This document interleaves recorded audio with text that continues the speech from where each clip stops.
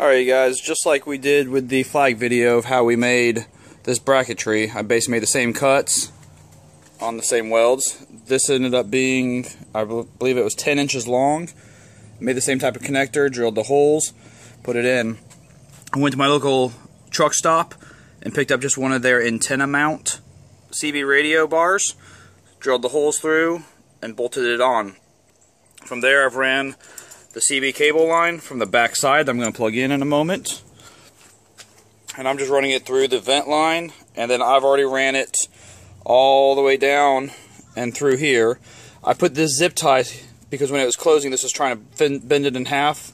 With having the zip tie on, it's kind of holding it up. It has prevented it from getting down in here and smashing in any type of way.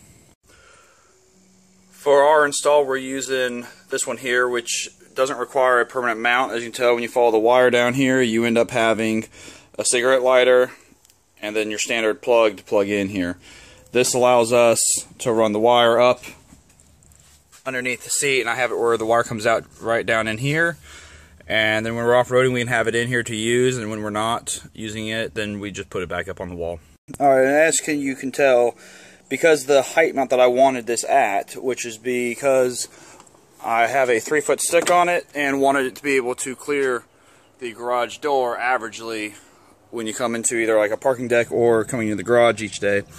So what I did is for the bump stop, I went ahead and kind of cut out a little bit of a hole, so you can see it kind of fits right in there, and then let the wire come out the bottom, tuck the wire in on the back side, and pulled it in. And this is what it looks like from farther away.